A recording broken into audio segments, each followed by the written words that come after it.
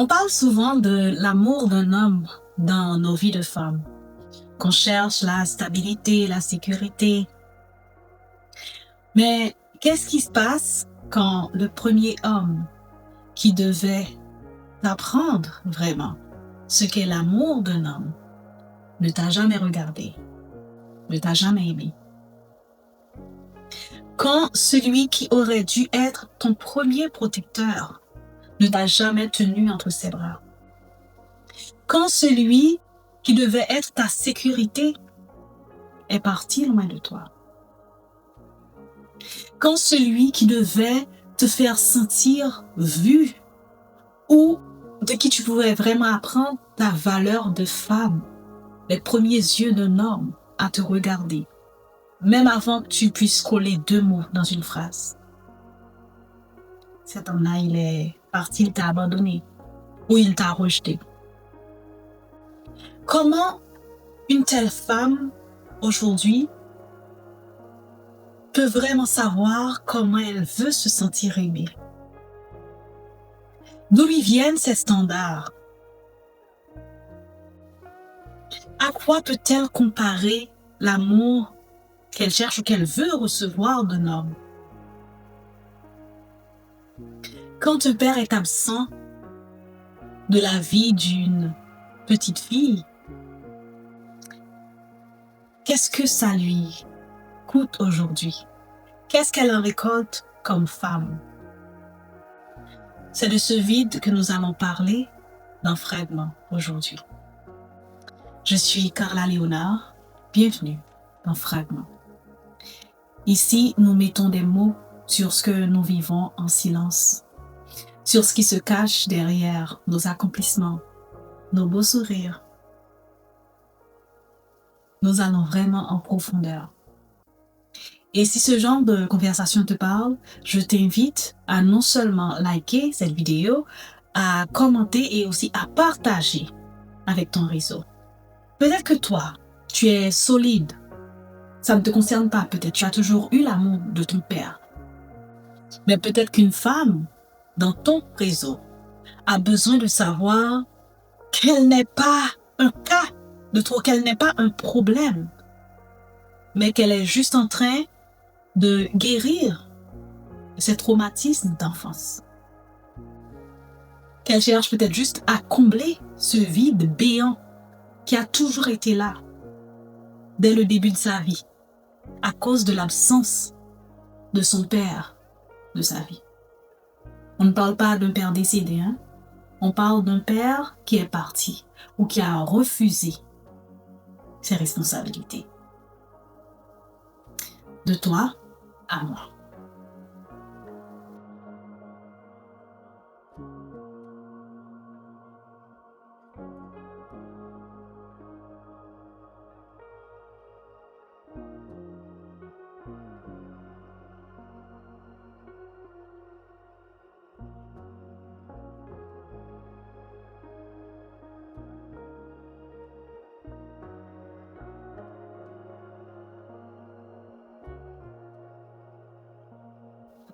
Durant tout ce mois, nous allons nous attaquer à un pilier, le fait de grandir sans père. Un père qui est bien vivant quelque part, mais qui a décidé de s'inscrire aux absentéistes de ta vie. Qui a décidé que ta vie, ce que tu devenais, n'était pas une de ses priorités. Aujourd'hui, nous allons commencer par la base. L'absence d'un père dans ta vie et son impact dans ta construction de femme. Je le dis tout de suite, nous ne sommes pas là pour accuser juste pour le plaisir d'accuser, mais aujourd'hui, nous allons mettre des mots sur les mots. Nous allons les nommer pour mieux comprendre, car on ne guérit pas de ce qu'on ne nomme pas, de ce qu'on n'ose pas regarder en face. Et ici, si vous êtes là depuis quelque temps, vous devez le savoir, c'est un espace où vraiment nous regardons la vérité en face, car c'est la vérité qui guérit, c'est la vérité qui libère. Et nous sommes ici pour guérir, pour nous libérer et garder notre cœur doux sans nous endurcir. C'est quoi vraiment grandir sans père pour une fille? Il y a des garçons qui grandissent sans père aussi, et cela a un autre impact sur leur vie. Mais on va parler des petites filles. Et c'est surtout ce que moi, j'ai vécu en tant que petite fille qui a qui a grandi sans son père et qui aujourd'hui est devenue une femme qui est passée par là. Donc je peux seulement parler du haut de mon genre féminin. Donc l'impact que ça fait sur les hommes, c'est un autre sujet parce que c'est un autre type de relation qu'il y a entre père et fils. Et donc un autre type d'impact aussi sur ces garçons-là. Donc nous allons nous concentrer sur les petites filles qui grandissent sans père. Ce n'est pas juste un nom qui manque sur un acte de naissance. Ce n'est pas juste une signature qui manque sur les relevés scolaires. C'est surtout une absence de regard, de validation. Parce que oui, étant enfant, l'enfant cherche la validation de ses parents. Une sorte de validation de sa maman, mais une autre sorte de validation de son père, surtout une petite fille. La petite fille a besoin du regard de son père pour lui dire qu'elle est belle, qu'elle est capable, qu'elle est une championne, qu'elle peut tout faire. La petite fille, d'ailleurs, on le voit que parfois elle est comme une concurrente de sa maman en ce qui concerne son père. Donc c'est vraiment là que la petite fille apprend à être aimée d'un homme. Un amour sain, S-A-I-N. Donc quand une fille grandit sans ça, l'impact est terrible parce qu'elle a besoin de ça pour se sentir en sécurité.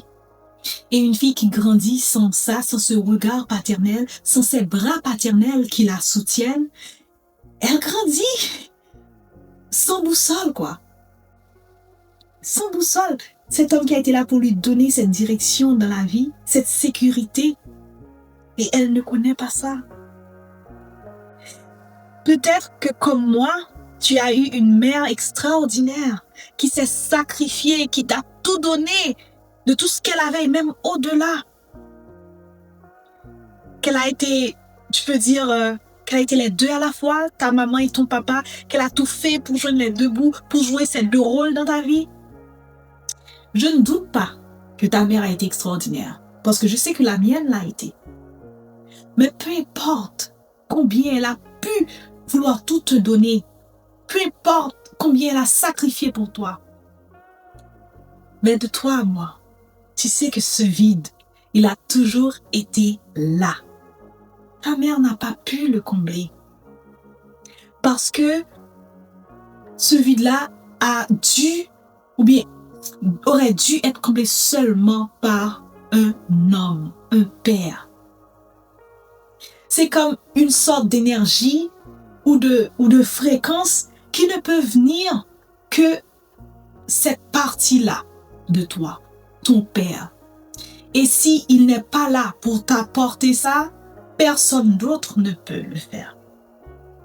Ta mère, peu importe à quel point elle a été extraordinaire, une héroïne sûrement, elle n'a pas pu parce que ce n'était pas son rôle, parce qu'elle n'a pas été créée pour ça. Un enfant a été là pour être encadré, aimé, soutenu par ses deux parents, sa mère et son père.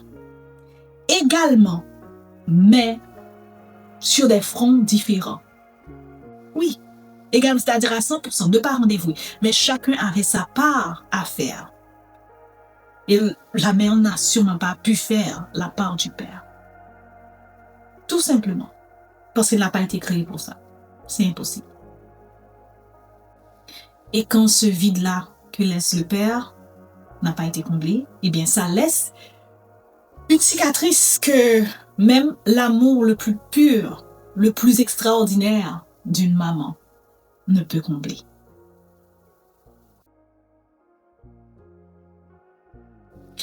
Et bien sûr, avec cette absence-là, arrivée à un certain âge, la petite fille commence à se questionner parce qu'elle voit que ses camarades de classe ont deux parents. Dans sa famille, elle voit certains cousins ou bien ses oncles et tout ont deux parents, mais même sa maman a deux parents, son grand-père, sa grand-mère, et elle n'a que sa maman. il y a quelque chose qui cloche. Pourquoi moi, mon père n'est pas là? Pourquoi il est parti? Pourquoi il m'a quitté? Qu'est-ce que j'ai fait? Qu'est-ce que j'ai en moi qui n'est pas assez bien?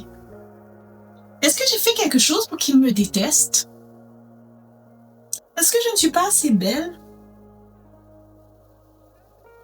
Est-ce que je ne suis pas assez bonne comme enfant? Je ne suis pas assez sage? Elle se pose tellement de questions. Et ces questions, c'est bien sûr par rapport à elle. Elle essaie de voir qu'est-ce qui ne va pas chez elle, qu'est-ce qui ne marche pas en elle, qui a pu pousser son papa à partir.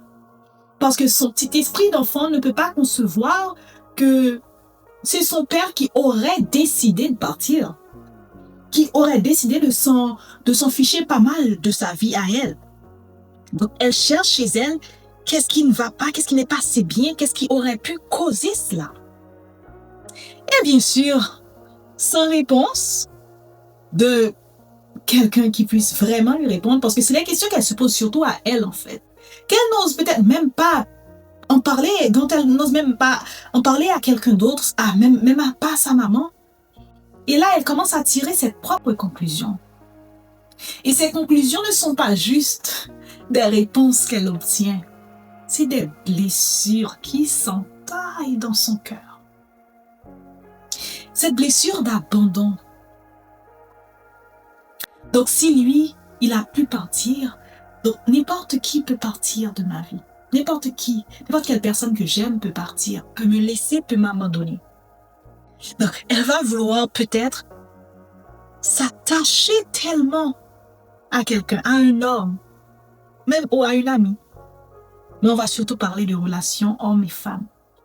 Elle va tellement vouloir s'attacher de sorte à ce que cette personne ne parte pas. S'il y a un homme qui lui inspire peut-être ce sens de sécurité, même si ce n'est pas une vraie sécurité, mais en même temps, qu'est-ce qu'elle sait de la vraie sécurité de toute façon? Est-ce qu'elle a un point de comparaison? Est-ce qu'elle a un point de repère? Elle a un point de départ? Non, mais c'est ce qu'elle sent que ça ressemble à la sécurité. Elle sent que ça ressemble au confort, à la stabilité émotionnelle. Elle sent que ses bras ressemblent à des bras qu'elle a toujours voulu qu'il apporte. Donc, elle s'accroche. Ou cette blessure de rejet aussi. Parce qu'à partir de la question de qu'est-ce qui ne va pas chez moi, pour qu'on me rejette, eh bien, il y a certains mécanismes qui vont venir naturellement. Comme on m'a rejeté, donc peut-être que je ne suis pas assez bien. Donc maintenant, je vais vouloir peut-être surperformer, être la meilleure, être celle qui brille, l'enfant la plus polie, la plus gentille, l'enfant la plus brillante de l'école. Secrètement, mais pas secrètement, mais inconsciemment. On veut enfin être choisi. On veut enfin être celle que l'on veut, celle que l'on désire. Et sans surprise, ces mécanismes ou ces réflexes, je dirais, qui ont été développés pour sa survie, vont la pousser à faire des choix, à entrer dans des endroits qui n'ont pas été faits pour elle. Mais elle ne savait pas mieux.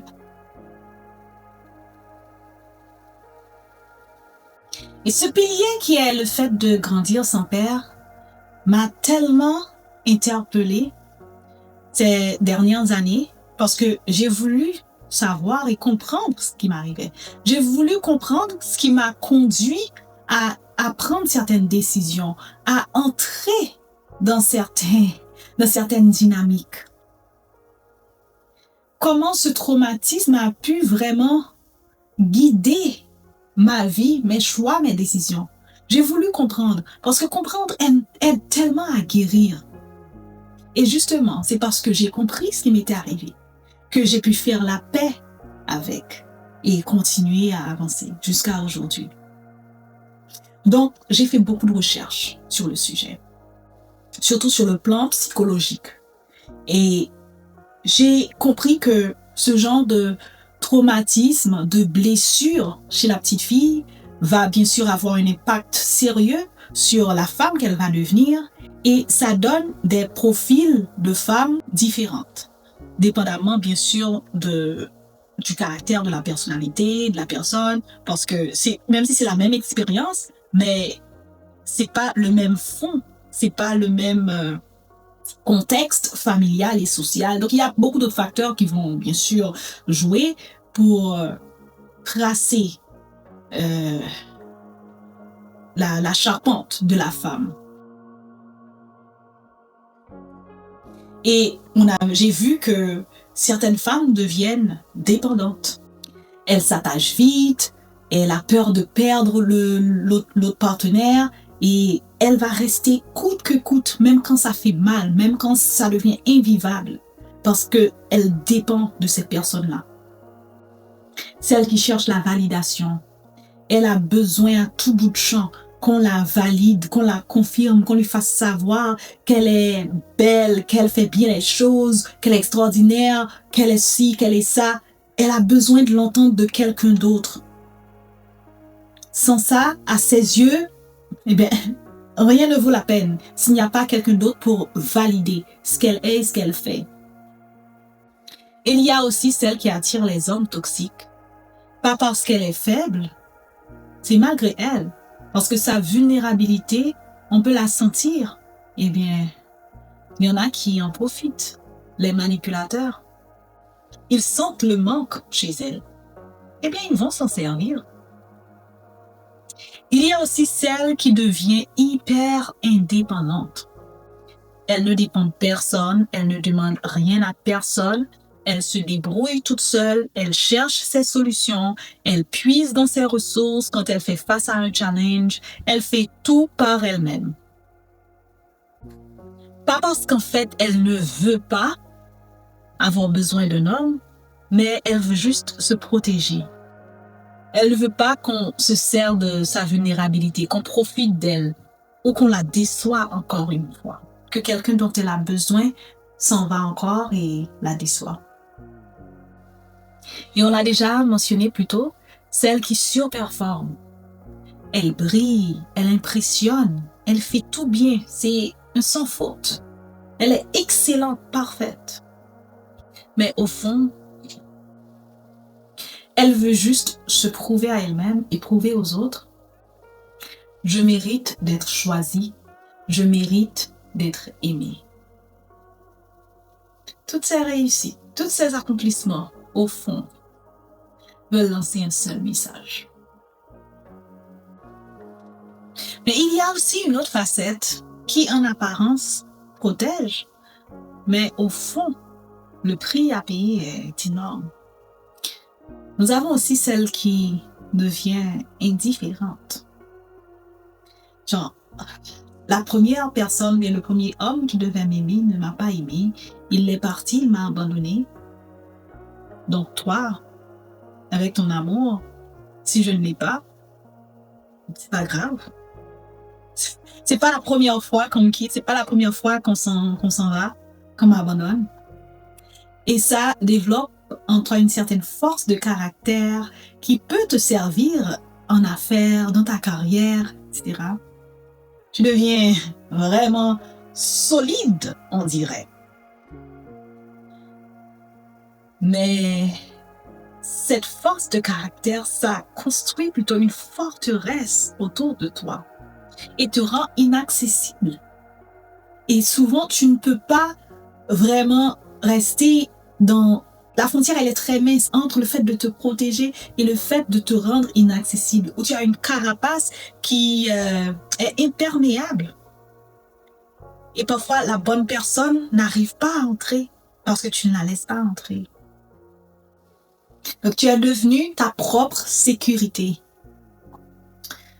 Mais à quel prix? Et au milieu de tout ça, on peut se poser une question alors. Comment aimer vraiment quand tu n'as pas connu l'amour sain du premier homme de ta vie? celui qui aurait dû être le premier homme de ta vie. Est-ce qu'on peut y réfléchir? Et maintenant, allons du côté de la foi, parce que j'aime regarder les choses avec une perspective spirituelle. J'aime entrer Dieu dans tous les détails, parce que Dieu est dans tous les détails, de toute façon. Donc, je prends l'autorité pour te garantir une chose. Que Dieu ne t'a pas oublié dans ce vide-là, que tu ressens, que tu portes depuis ta naissance. Le psaume 68, verset 5 nous dit que Dieu est le père des orphelins. Ça ne veut pas dire que Dieu va remplacer ton père qui est parti ou qui t'a abandonné magiquement. Non. Ça veut dire que Dieu est avec toi dans ce que tu vis. Qu'il est là, qu'il se positionne là où le bas blesse, là vraiment où cette blessure est la plus ardente. Il est dedans avec toi et veut te donner du réconfort. C'est quelque chose que tu auras sûrement à vivre avec toute ta vie, à porter toute ta vie. Mais crois-moi, Dieu peut rendre ce poids léger comme une plume si tu le déposes entre ses mains, si tu le déposes à l'autel. Il l'a fait pour moi. Je peux te garantir qu'il peut le faire pour toi. Ce sujet reste toujours un sujet sérieux de ma vie, mais aujourd'hui, je peux vraiment me tenir devant toi et t'en parler avec toute la légèreté de mon cœur. Sans amertume, sans ressentiment, sans me sentir diminuée, sans me sentir mal ou en colère. Parce que, bien sûr, j'ai fait ce travail. Et ça, je l'ai déposé devant Dieu. Et il m'en a guéri. La cicatrice restera toujours comme une cicatrice que j'ai là derrière. J'ai oublié comment on appelle cette partie. Mais ça ne me fait pas mal. Mais je peux la toucher, je peux la voir. Et quand je la touche, je peux me rappeler de ce qui s'est passé, comment je l'ai eu. Mais ça ne me fait pas mal.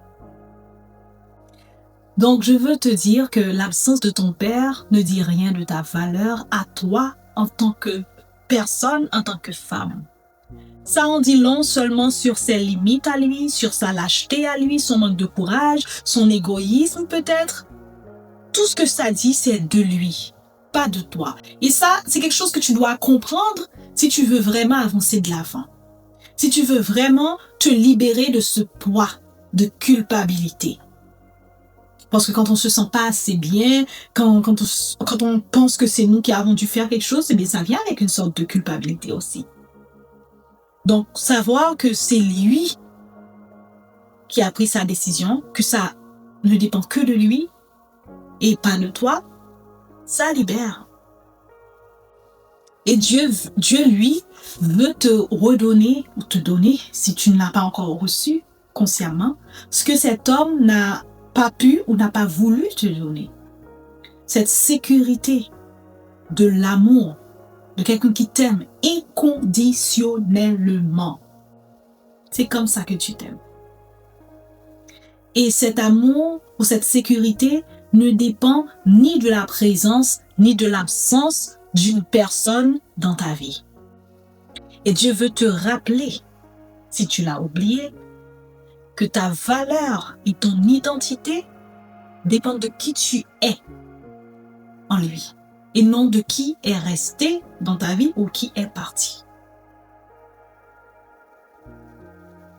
Si tu as besoin d'un peu de temps pour méditer là-dessus, je t'encourage à le faire.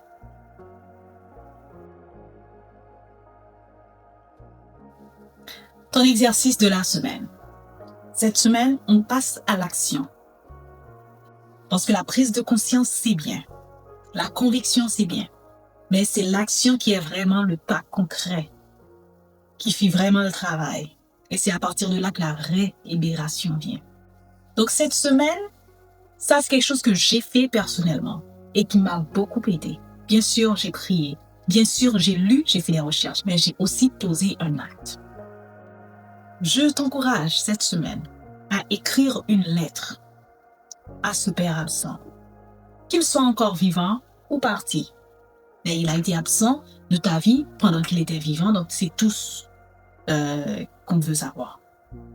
Écris une lettre à ce père-là. Oh my God. Dégage-toi, déverse tout. Ta haine, ta colère, ton ressentiment, ta frustration, la peine, le regret, le deuil de tout ce que tu aurais pu vivre, que tu n'as pas vécu. Par exemple, cet homme-là, il avait peut-être les moyens de te donner une vie longtemps meilleure de ce que tu as eu avec et ton autre parent, ta mère. Donc, le deuil de tout ce que tu aurais pu avoir avec un tel père que tu n'as pas eu. Déverse tout sur cette feuille. Ne retiens rien. Écris tout. J'aurais voulu que tu sois là à telle occasion. Pourquoi tu m'as fait ça? Pourquoi tu n'as pas été là? Je déteste que tu sois parti. Je t'ai détesté pour si. Ou bien, si tu as de la haine pour cette personne, parce que c'est un sentiment, ça peut arriver. Donc, je te hais parce que. Je suis triste parce que. Mais j'ai toujours été en colère parce que. Dégage-toi. Ne retiens rien. Ne juge pas, ne te juge pas. Aujourd'hui, on ne juge pas, on n'observe pas. Aujourd'hui, on se défoule, on se déverse. Écris tout sur cette feuille. Même s'il est vivant, ne lui envoie pas. Bon, ça, c'est mon conseil. C'est quelque chose que tu fais pour toi, pas pour lui. Tu peux garder ça, si tu l'écris dans ton journal, tu peux. Ou tu peux la brûler. Ok, mais c'est quelque chose que tu fais pour toi. Et encore un acte plus fort que tu peux faire, si tu peux aller à un endroit où tu sais que tu es seul, tu lis cette lettre à haute voix. Tu la lis comme si tu lui parles. Et là, vraiment, oh my God, tu vas vraiment sentir ça sortir de tes tripes. Et ensuite, tu verras ce qui va se passer. Peut-être pas tout de suite. Ça peut apporter quand même un certain soulagement sur le moment. Mais ensuite, tu vas voir la différence en toi. Défoule-toi, déverse. Il faut que ça sorte de ton corps parce que tu l'as gardé dans ton corps. Le corps garde les traumatismes de l'âme. Le corps garde les blessures de l'âme. À un point qu'on n'imagine pas. Donc, ça doit sortir de ton corps. Par ta main en l'écrivant et même par ta voix en le lisant. Je t'invite à faire cet exercice. Crois-moi, ça en vaut la peine. Tu as besoin de parler à cet homme. Parle-lui. Et s'il y a quelque chose que j'aimerais que tu retiennes de cet épisode, c'est que tu n'as pas été rejeté ou abandonné parce que tu n'étais pas assez bien, parce que tu n'étais pas suffisante, parce que tu avais fait quelque chose de mal. Non. C'était sa décision. Et c'est vrai que ça a causé en toi une blessure. Mais sache-le bien, ou sinon rappelle-toi, tu n'es pas cette blessure. Tu n'es pas cet abandon. Tu n'es pas ce rejet. Et tu n'es surtout pas un problème. Alors, si tu as reçu quelque chose de cet épisode, je t'invite à partager avec quelqu'un. Vraiment. Ça peut aider une femme à se libérer, à sortir d'un cycle où elle est entrée seulement à cause de l'absence de son père de sa vie et sans qu'elle ne le sache. Et quand elle saura que ces choix qu'elle a faits ont été dus à cause de l'absence de cette personne, maintenant elle pourra mieux réfléchir à ce qu'elle veut et à ce qu'elle choisira.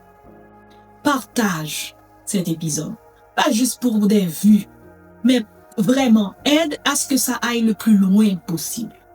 Nous en avons besoin. La collectivité en a besoin. Rappelez-vous, ici, c'est la guérison collective que nous cherchons. Je suis Carla Léonard. Un fragment à la fois. Une vérité à la fois.